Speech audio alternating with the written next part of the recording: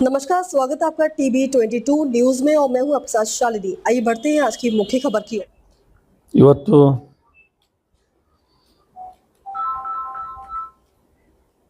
ನನ್ನ ಮಾಧ್ಯಮದ ಎಲ್ಲ ಸ್ನೇಹಿತರೆ,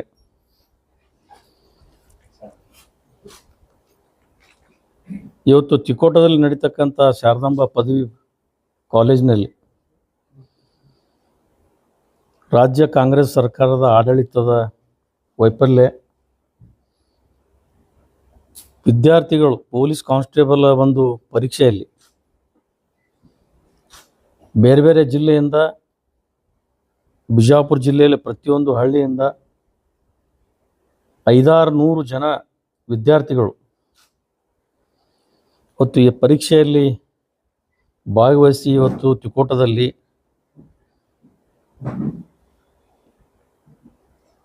ನೇಮಕಾತಿ ಪರೀಕ್ಷೆ ಯಾವ ರೀತಿ ನಡೀಬೇಕು ಅನ್ನೋದು ಇಡೀ ಜಗತ್ತು ಜಾಹೀರಾತದು. ಸಂಪೂರ್ಣ ಹಾದಿ ತಪ್ಪಿ ಅಕ್ರಮ ಮತ್ತು ವ್ಯವಸ್ಥೆಗಳಿಗೆ ಸಾಕ್ಷಿಯಾಗಿದೆ. ಪ್ರಾಮಾಣಿಕ ಮತ್ತು ಪ್ರತಿಭಾವಂತ ವಿದ್ಯಾರ್ಥಿಗಳಿಗೆ ಇವತ್ತು ಬಹಳ ಕಾಂಗ್ರೆಸ್ ಸರ್ಕಾರ ಬಹಳ ಅನ್ಯಾಯ ಮಾಡಿದೆ. ಜೊತೆ ಇವತ್ತು ರಾಜ್ಯ ಸರ್ಕಾರದ ಕಾಂಗ್ರೆಸ್ ಸರ್ಕಾರದ ಅಲ್ಲಂತೂ ಯಾರೂ ಮಂತ್ರಿಗಳಿಲ್ಲ. ಮಂತ್ರಿಗಳಲ್ಲಿ ಆಗಲಿಕ್ಕೆ ಇವತ್ತು ಎಲ್ಲರೂ ಓಡಾಟ ನಡೆದದು. ಮುಖ್ಯಮಂತ್ರಿಗಳನ್ನೇ ಇದನ್ನು ಶಿಕ್ಷಣ ಸಚಿವರು ಈ ಖಾತೆ ಅವ್ರ ಬಲ್ಲೇ ಅದು.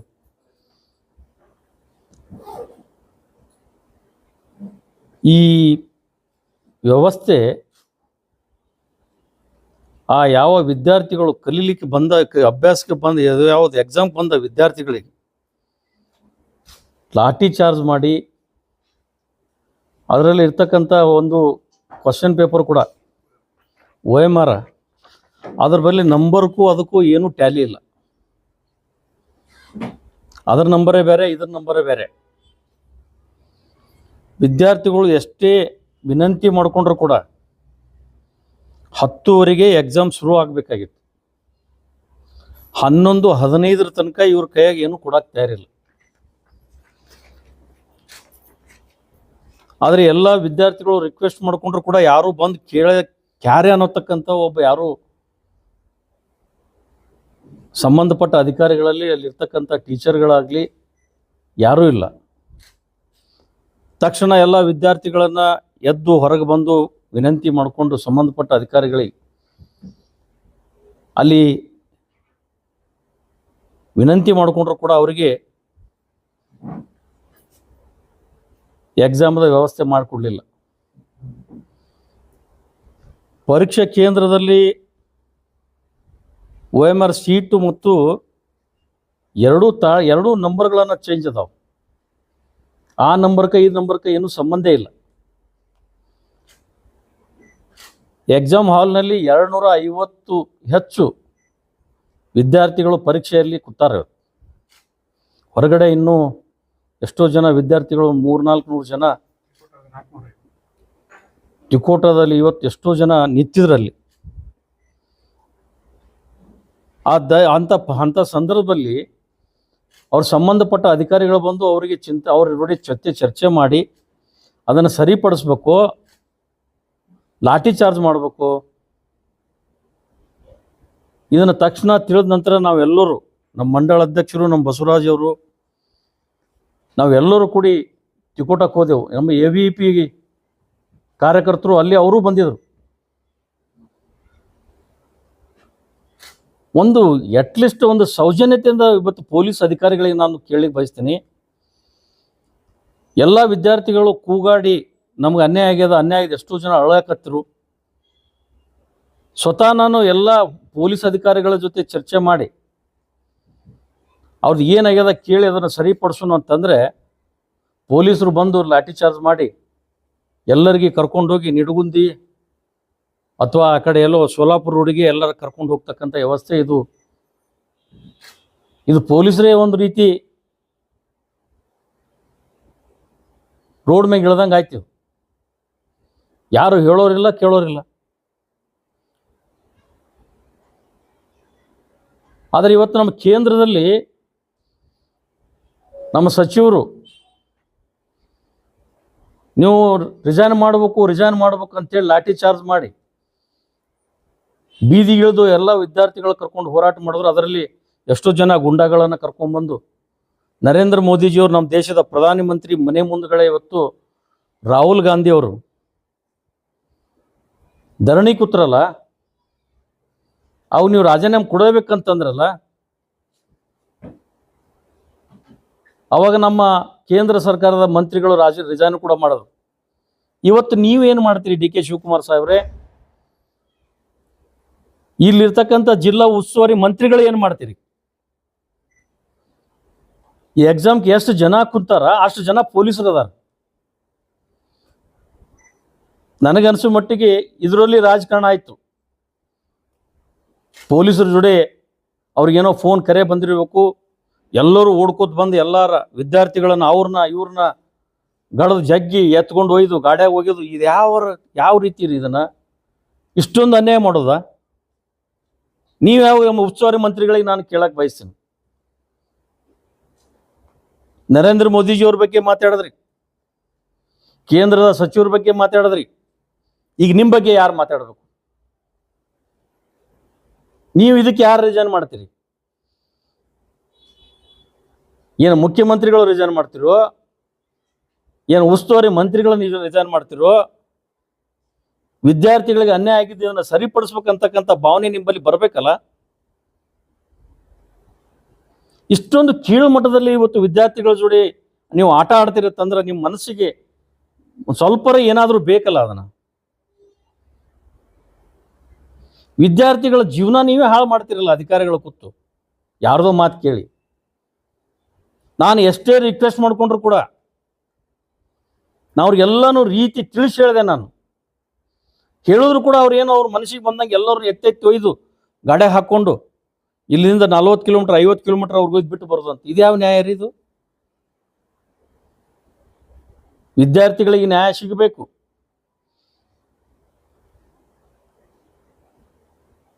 ಅದನ್ನು ಸರಿಪಡಿಸ್ತಕ್ಕಂಥ ಇವತ್ತು ಜಿಲ್ಲಾಡಳಿತ ಮಾಡಬೇಕು. ಜಿಲ್ಲಾ ಅಧಿಕಾರಿಗಳಿಗೆ ನಾನು ಒಂದು ವಿನಂತಿ ಮಾಡ್ಕೋತೀನಿ. ಎಷ್ಟು ಜನ ಎಕ್ಸಾಮ್ ಕೊಂಡ್ರಲಿಕ್ಕೆ ಅವಕಾಶ ಮಾಡಿ ಕೊಟ್ಟಿಲ್ಲ, ಎಷ್ಟು ಜನರಿಗೆ ಇವು ಕರ್ಕೊಂಡು ಹೋಗಿ ಎಲ್ಲೆಲ್ಲಿ ಬಿಟ್ಟು ಬಂದಿದ್ರಿ, ಅವ್ರಿಗೇನ್ರಾದ್ರೆ ಹಾದ್ಯಾಗ ಏನ್ರ ಹೆಚ್ಚು ಕಮ್ಮಿ ಆದ್ರೆ ಯಾರು ಜವಾಬ್ದಾರಿ?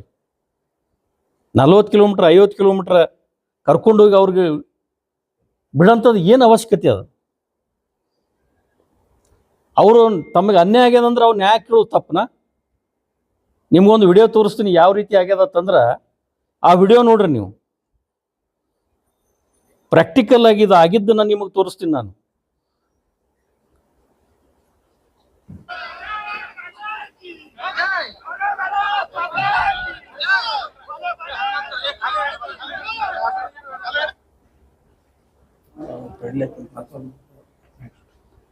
ಈ ರೀತಿ ಇದನ್ನ ಮಾಡೋದು ಸರಿನಾ? ಅವ್ರು ನ್ಯಾಯಕವಾಗಿ ಅವರು ಮಾಡ್ತಕ್ಕಂಥದ್ದು ಇವತ್ತು ಭಾಳ ಮನಸ್ಸಿಗೆ ನನಗೆ ನೋವಾಗ್ಯದ.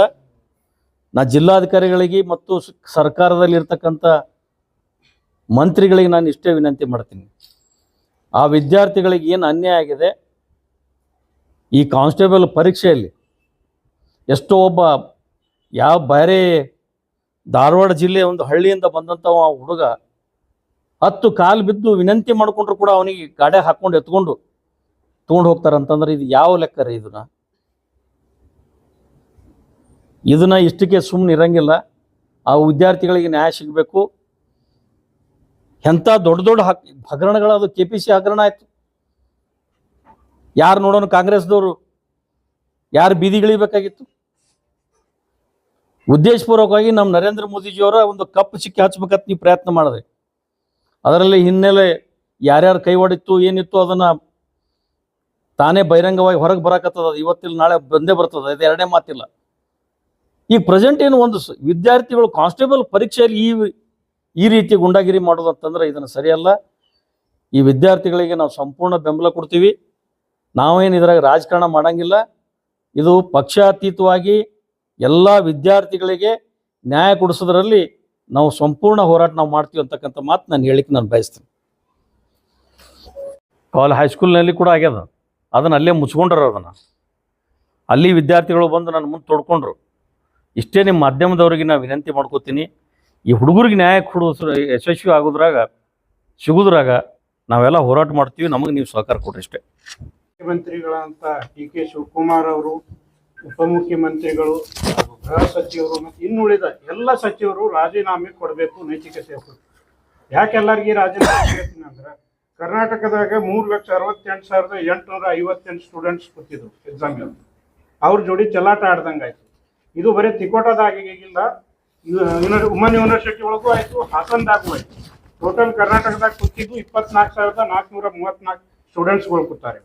ಅವ್ರ ಜೋಡಿ ಎಲ್ಲರ ಜೋಡಿ ಇವ್ರ ಚಲಾಟ ಆಡ್ದಂಗೆ ಮಾಡ್ಯಾರ. ಈ ಎಕ್ಸಾಮ್ ಕ್ಯಾನ್ಸಲ್ ಮಾಡಬೇಕು. ಇವತ್ತೇನು ಅರೆಸ್ಟ್ ಮಾಡ್ಯಾರ ಅವ್ರನ್ನ ಬಿಡ್ಲಿಲ್ಲ ಅಂದ್ರೆ ನಾವೀಗ SP ಆಫೀಸ್ಗೆ ಹೋಗಿ ಧರಣಿ ಕೊಡ್ತೀವಿ. ಮತ್ತು ಇವರೆಲ್ಲರೂ ರಾಜೀನಾಮೆ ಕೊಡ್ಬೇಕು. ಹೆಂಗೆ ನಮ್ಮ ಧರ್ಮೇಂದ್ರ ಪ್ರಧಾನ ನೈತಿಕತೆ ಹೋಗಕ್ಕೆ ರಾಜೀನಾಮೆ ಕೊಟ್ಟರು, ಜಂಜಿಗಳಲ್ಲಿನೂ ರಿಕ್ವೆಸ್ಟ್ ಮಾಡ್ಕೊಳ್ತೀನಿ. ನೀವು ಲಾಸ್ಟ್ ಟೈಮ್ ದಿಲ್ಲಿ ಒಳಗೆ ಜಂತರ್ ಮಂತರ್ ಒಳಗೆ ಯಾರ್ದು ಮಾತು ಕೇಳಿ ಕೂತಿರಲ್ಲ, ಈಗ ಬರ್ರಿ ಹೋರಾಟ ಮಾಡ್ಬರ್ರಿ ಇವ್ರು ಅಗೇನೆಸ್ಟ್. ಇಲ್ಲ ಅಂದ್ರೆ ನಿಮ್ಮ ಮೇಲೆ ಅಪವಾದ ಬರ್ತದೆ, ನೀವು ದೇಶದ್ರೋಹಿಗಳ ಜೊತೆ ಕೂಡಿಕಿಸಿಂದ ಹೋರಾಟ ಮಾಡಿರಿ ಅಂತೇಳಿ. ಅದಕ್ಕೆ ಈ ಪತ್ರಿಕಾ ಮುಖಾಂತರ ಕೇಳ್ಕೊಳ್ತೀನಿ, ಎಲ್ಲ ಸಚಿವರು, ಉಪಮುಖ್ಯಮಂತ್ರಿಗಳು ಮತ್ತು CM ಅವರು ರಾಜೀನಾಮೆ ಕೊಡ್ಬೇಕಂತ. ಪ್ರಾರಂಭವಾಗಿದೆ 10:30 ಪ್ರಾರಂಭವಾಗಬೇಕಾಗಿತ್ತು. ಆದರೆ ತಿಕೋಟ ಒಂದು ತಾಲೂಕಿನಲ್ಲಿ ಶಾರದಾ ಪಬ್ಲಿಕ್ ಸ್ಕೂಲಲ್ಲಿ ಇವು ಒಂದು ಎಕ್ಸಾಮನ್ನು ಅಟೆಂಡ್ ಮಾಡಿದರು. ಎಲ್ಲ ಕಾನ್ಸ್ಟೇಬಲ್ ಹುದ್ದೆಗಳಿಗೆ ಪರೀಕ್ಷೆ ಬರೆಯಕ್ಕೆ ಎಲ್ಲ ವಿದ್ಯಾರ್ಥಿಗಳು ಆಗಮಿಸಿದ್ರು. ಆದರೆ ಎಲ್ಲರೂ ವ್ಯವಸ್ಥಿತವಾಗಿ ಹೋಗಿ ನಾವು ಎಕ್ಸಾಮ್ ಬರೀಬೇಕಂತೇಳಿ ಉತ್ಸಾಹಕತೆಯಿಂದ ಬಂದಿದ್ರು. ಆದರೆ ಅವರಿಗೊಂದು ಗಂಡಾಂತರ ಕಾದಿತ್ತಿದ್ರು. ಯಾವ ಥರನಾಗಿ ಒಂದು ಕ್ವಶನ್ ಪೇಪರ್ ಇರ್ತಕ್ಕಂಥ ನಂಬರೇ ಬೇರೆ, ಅಲ್ಲಿ OMR ಶೀಟಲ್ಲಿ ಕೊಡ್ತಕ್ಕಂಥ ನಂಬರೇ ಬೇರೆ. ಇವೆರಡೂ ನಂಬರ್ ಹಾಕಿದಾಗ ಮಾತ್ರ ಅವ ಪಾಸ ಫೇಲ ಅಂತಕ್ಕಂಥದ್ದು, ಯಾವ ಕ್ವಶನ್ಗೆ ಯಾವ ಆನ್ಸರ್ ಬರೀಬೇಕಾಗಿತ್ತು ಅಂತಕ್ಕಂಥದ್ದು ಗೊತ್ತಾಗೋದು ಆ ವಿದ್ಯಾರ್ಥಿಗೆ. ಇದು ಅದಲು ಬದಲು ಆದಾಗ ಆ ವಿದ್ಯಾರ್ಥಿ ದಿಗ್ಭ್ರಮೆ ಆಗಿ ಶಾಂತ ರೀತಿಯಿಂದ ಕುಂತಿದ್ದಾನೆ ಕೊಠಡಿಯಲ್ಲಿ. ಕುಂತಾಗ ಸೂಪರ್ವೈಸರ್ ಕೇಳಿದ್ರೆ 10 ಮಂದಿಗೆ ಸೂಪರ್ವೈಸರ್ಗೂ ಹಿಂಗೆ ಎಲ್ಲಾ ಬ್ಲಾಕ್ ಅಲ್ಲಿ ಕ್ವಶನ್ ಪೇಪರ್ OMR ಅನ್ನು ಕೊಟ್ಟಿದ್ದಾರೆ. ಆದ್ರೆ ಕೊಟ್ಟ OMR ಅಲ್ಲಿ ಬರಿಬೇಕಂದ್ರೆ ಅವರಿಗೆ ಒಂದಾಗಿದೆ. ಸೂಪರ್ವೈಸರ್ ಕೇಳಿದ್ದಾರೆ, ಯಾಕ್ರಿ ಈ ತರ ಆಗಿದೆ, ಮತ್ತೆ ಹೆಂಗ್ ಮಾಡೋದು? ಇಲ್ಲ, ಇದನ್ನ ಏನು ಸರಿಪಡಿಸ್ತೀನಿ ಅಂತ ಹೇಳ್ಬೇಕು, ಏನ್ರ ಹೇಳ್ಬೇಕು. ಕೊಠಡಿಯಿಂದ ಹೊರಗಡೆ ಹೋಗಿರ್ತಕ್ಕಂಥ ಸೂಪರ್ವೈಸರ್ ಅದನ್ನ ಇವತ್ತಿನ ಜಿಲ್ಲಾಧಿಕಾರಿಗಳು ಏನ್ ಮಾಡ್ತಾ ಇದಾರೆ, ಒಂದು ಪ್ರೆಸ್ ಮೀಟ್ ಮಾಡಿದ್ದಾರೆ, ಹೇಳ್ತಾರೆ OMR ಗೆ ಅದಕ್ಕೆ ಮತ್ತು ಕ್ವಶನ್ ಪೇಪರ್ಗೆ ನಂಬರ್ ಡಿಫರೆನ್ಸ್ ಇದ್ದರೂ ಬರೀಬಹುದು, ಅದು ನಮ್ಗೆ ಆಗಿರ್ತಕ್ಕಂಥ ಗೈಡ್ಲೈನ್ಸ್ ಕೊಟ್ಟಿದ್ದಾರೆ. ಇದೇ ಗೈಡ್ಲೈನ್ಸ್ ಅನ್ನ ನೀವು ಶಾಂತ ರೀತಿಯಿಂದ ಈ ತರನಾಗಿ ತಿಕೋಟ ಬಗಲಿ ಆಗಿದೆ, ಅದಕ್ಕೆ ನೀವು ಹೋಗಿ ಯಾಕೆ ಸಮಜಾಯಿಸ್ಕೊಡ್ಲಿಲ್ಲ? ಅಲ್ಲಿ ಸೂಪರ್ವೈಸರ್ ಇರ್ತಾರೆ, ಅಲ್ಲಿ ಮೇಲಾಧಿಕಾರಿಗಳು ಇರ್ತಾರೆ, ಅಲ್ಲೆಲ್ಲಾ ವಿದ್ಯಾರ್ಥಿಗಳಿಗೆ ಕನ್ವಿನ್ಸ್ ಮಾಡ್ಬೋದಾಗಿತ್ತಲ್ಲ ನೀವು. ಇಲ್ಲ, ಈ ತರನಾಗಿ ಪ್ರಾಬ್ಲಮ್ ಆದ್ರೂ ಅದಕ್ಕೆ ಸರಿಪಡಿಸುನು, ನೀವು ಸರಿಯಾದ ರೀತಿಯಿಂದ ಎಕ್ಸಾಮ್ ಬರೀರಿ, ನಾವು ಇದಕ್ಕೆ ಏನ್ ಮಾಡ್ಬೇಕಂತ ಮುಂದೆ ನಾವು ವಿಚಾರ ಮಾಡ್ತೀವಿ ಅಂತೇಳಿ ಒಂದು ಸೌಜನ್ಯಕ್ಕಾದರೂ ಅಥವಾ ಅಲ್ಲಿ ವಿದ್ಯಾರ್ಥಿಗಳ ಕುಂದಿರಿಸಿ ಎಕ್ಸಾಮ್ ಬರೆಯುವಂತ ವ್ಯವಸ್ಥೆಯನ್ನ ಇವತ್ತಿನ ಆಡಳಿತ ವೈಫಲ್ಯ ಕಾರಣ. ಇಲ್ಲಿ ಒಂದು ಜಿಲ್ಲೆಯ ಆಡಳಿತ ವೈಫಲ್ಯ ಕಾರಣ. ಇಷ್ಟೇ ಅಲ್ಲದೆ ಇದನ್ನ ಪ್ರತಿಭಟನೆ ಮಾಡಲು ಹುಡುಗರು ಅವಾಗಿಂದ ಅವಾಗ ಏನ್ ಮಾಡಿದ್ರು, OMR ಅರ್ಧ ಮಂದಿ ಕೊಟ್ಟರು, ಅರ್ಧ ಮಂದಿ ಕೊಟ್ಟಿಲ್ಲ. ಇನ್ನು ಕೆಲವು ಮಂದಿ ಎಕ್ಸಾಮ್ ಬರಿತಾ ಇದ್ದಾರೆ, ಕೆಲವೊಂದು ಎಕ್ಸಾಮ್ ಬರಿತಾ ಇಲ್ಲ. ಅದೇ ತರನಾಗಿ ಹುಡುಗರು ಈ ತರನಾಗಿದೆ, ಹೆಂಗ್ ಮಾಡೋದು ಅಂತೇಳಿ ಕೆಲವೊಂದು ಹುಡುಗರು ಹೊರಗೆ ಬಂದಿದ್ದಾರೆ. ಹೊರಗೆ ಬಂದಾಗ ಅದೇ ತರನಾಗಿ ಪ್ರತಿಯೊಂದು ವಿದ್ಯಾರ್ಥಿಗಳು ಹೊರಗೆ ಬಂದು ಅವರು ಧರಣಿ ಸತ್ಯಾಗ್ರಹ ಕುಂತಾಗ ಅವರಿಗೆ ಹೋರಾಟವನ್ನು ಹತ್ತಿಕ್ಕುವಂತ ಪ್ರಯತ್ನವನ್ನು ಇಲ್ಲಿ ಜಿಲ್ಲಾಡಳಿತ, ಇಲ್ಲಿ SP ಅವ್ರು ಮಾಡ್ತಾರೆ. ಮತ್ತು ಅವರು ಯಾವುದೇ ತರನಾಗಿ ತಮ್ಮ ನ್ಯಾಯವನ್ನು ಕೇಳುವಂತ ಒಂದು ಸಾಮರ್ಥ್ಯ ಪ್ರಜಾಪ್ರಭುತ್ವದಲ್ಲಿ ಇರ್ತಕ್ಕಂಥ ವ್ಯವಸ್ಥೆಯಲ್ಲಿ ಒಂದು ನ್ಯಾಯ ಕೇಳುತ್ತಪ್ಪ ಇದು. ಇಂಥ ಒಂದು ಸರಿಪಡಿಸುವುದನ್ನು ಬಿಟ್ಟು ಅಲ್ಲಿರ್ತಕ್ಕಂಥ ಜಿಲ್ಲಾಡಳಿತ ತಮ್ಮ ವೈಫಲ್ಯವನ್ನು ಸೂಪರ್ವೈಸರ್ ಮಾಡ್ಲಿ ಅಥವಾ ಯಾರೇ ಮಾಡ್ಲಿ ಅಂತವ್ರ ಮೇಲೆ ತಕ್ಷಣ ಕ್ರಮ ಆಗ್ಬೇಕು. ಅಲ್ಲಿರ್ತಕ್ಕಂಥ 400 ವಿದ್ಯಾರ್ಥಿಗಳು ಏನು ಹೊರಗಡೆ ಉಳಿದಿದ್ದಾರೆ ಅವ್ರಿಗೆ ತಕ್ಷಣ ಮತ್ತೊಮ್ಮೆ ಪುನರ್ ಎಕ್ಸಾಮ್ ಅಟೆಂಡ್ ಮಾಡುವಂತ ವ್ಯವಸ್ಥೆ ಮಾಡಬೇಕು. ಅವ್ರಿಗೆ ಸರಿಯಾದ ರೀತಿಯಿಂದ ಎಕ್ಸಾಮ್ ಬರೆಸ್ಬೇಕು. ಒಂದ್ ವೇಳೆ ಬರೆಸದೇ ಇದ್ರೆ ಇಲ್ಲಿ ಜಿಲ್ಲಾ ಆಡಳಿತ ವಿರುದ್ಧ, ಇಲ್ಲಿ SP ಅವರ ವಿರುದ್ಧ ನಾವು ಉಗ್ರವಾದ ಹೋರಾಟವನ್ನು ಮುಂದಿನ ದಿನಗಳಲ್ಲಿ ಭಾರತೀಯ ಜನತಾ ಪಾರ್ಟಿಯಿಂದ ಮತ್ತು ಸಾಮೂಹಿಕವಾಗಿ ಇನ್ನುಳಿದ ಸಂಘಟನೆಗಳಿಂದ ಉಗ್ರವಾದ ಪ್ರತಿಭಟನೆ ಮಾಡ್ತೀವಿ. ನಾವು ಇದನ್ಗೆ 4 ದಿನ ಕಾದ್ ನೋಡ್ತೇವೆ, ಏನ್ ಮಾಡ್ತಾರೆ ಏನಿಲ್ಲ, ಜಿಲ್ಲಾಧಿಕಾರಿಗಳು ಏನ್ ಮಾಡ್ತಾರೆ, SP ಅವರು ಏನ್ ಮಾಡ್ತಾರೆ, ಇದಕ್ಕೆ ಯಾವ ಕ್ರಮ ಕೈಗೊಳ್ತಾರೆ, ಆ ಎಲ್ಲವನ್ನು ನೋಡಿ ಮುಂದಿನ ದಿನಗಳಲ್ಲಿ ನಾವು ಉಗ್ರವನ್ನು ಹೋರಾಟವನ್ನು ಮಾಡ್ತೀವಿ ಅಂತ ಹೇಳಿ ಇವತ್ತಿನ ಬಬಲೇಶ್ವರ ಮತಕ್ಷೇತ್ರದ ಮಂಡಲ ಅಧ್ಯಕ್ಷನಾಗಿ ಇವತ್ತಿನ ಅವರಿಗೆ ಆಗ್ರಹವನ್ನು ಮಾಡ್ತೇನೆ.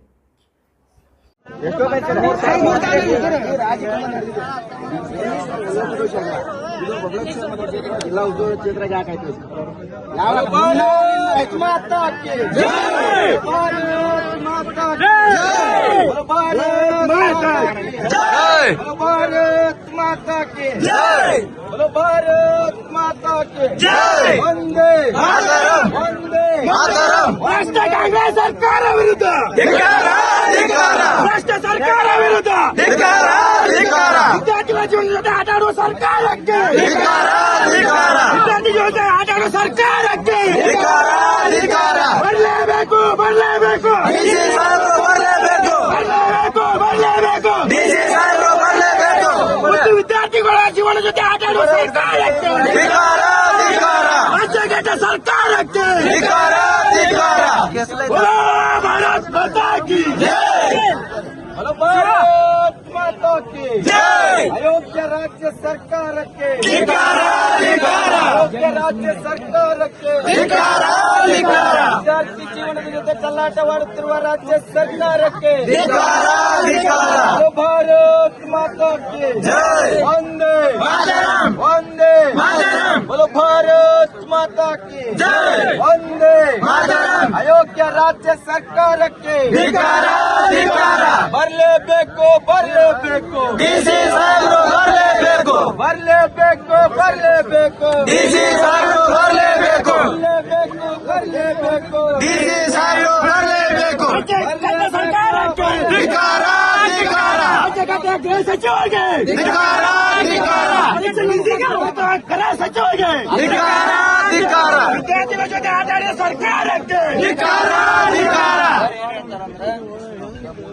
ತಾಸು ಕಾದ್ರಿ ಇನ್ನೊಂದು 3 ತಾಸು ಕಡ್ರಿ ಬರ್ತಾರ ಸರ್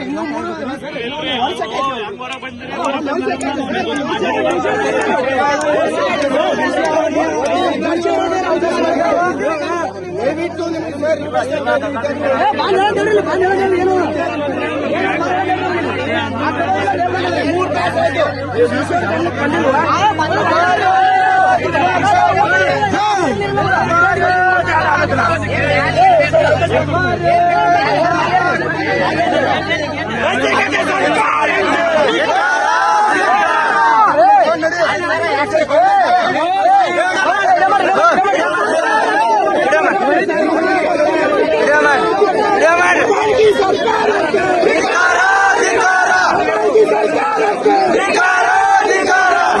ಸಿಎಂ ಅವರಿಗೆ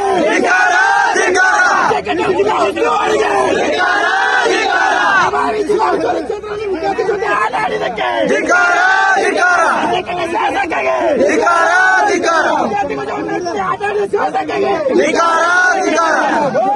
ಭಾರತ್ ಮಾತಾ ಕಿ ಜೈ ಬೋಲೋ ಭಾರತ್ ಮಾತಾ ಕಿ ಜೈ ಬರಲೇಬೇಕು ಬರಲೇಬೇಕು ಡಿಸಿ ಸಾಹೇಬರು ಬರಲೇಬೇಕು ಬರಲೇಬೇಕು ಬರಲೇಬೇಕು ಡಿಸಿ ಸಾಹೇಬರು ಬರಲೇಬೇಕು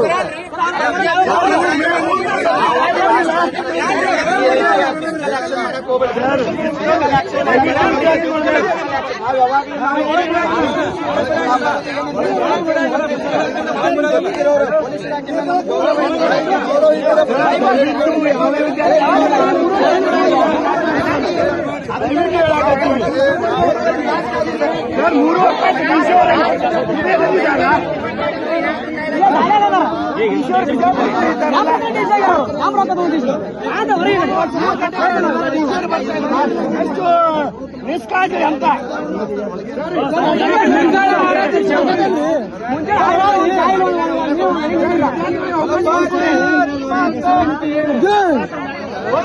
ಭಾರತ್ ಮಾತಾ ಕಿ ಜೈ ಭಾರತ್ ಮಾತಾ ಕಿ ಜೈ ರಾಜ್ಯಘಟ ಸರ್ಕಾರಕ್ಕೆ ಸರ್ಕಾರಕ್ಕೆ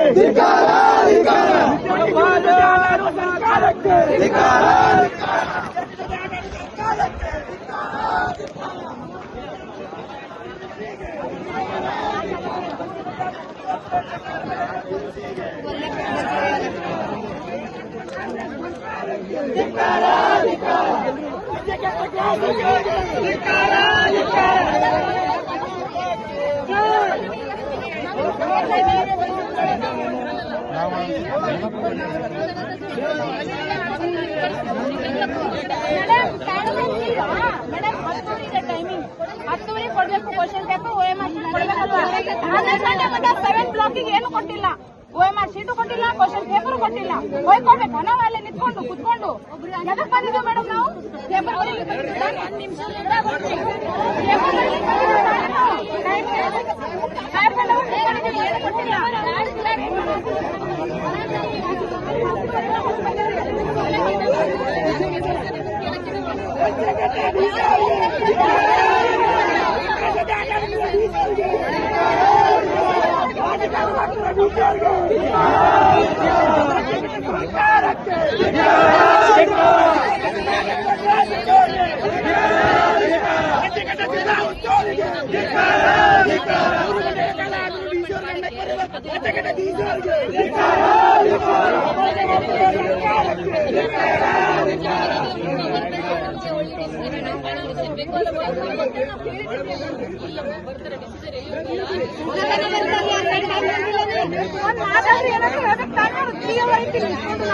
ನೀರಿಲ್ಲ, ಹೊಟ್ಟೆಯಲ್ಲಿ ನೀರಿಲ್ಲ, ಊಟ ಇಲ್ಲ. 5 o'clock ಮನೆ ಬಿಟ್ಟಿದ್ದೀವಿ ನಾವು.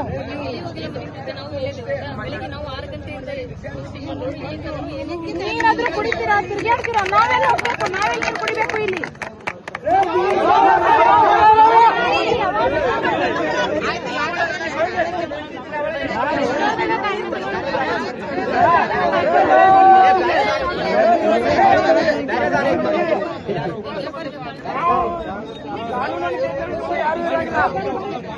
ನೀವು ಕೂಡ ಹಿಂದೆ ಆಗಿದೆ ಎಕ್ಸಾಮ್.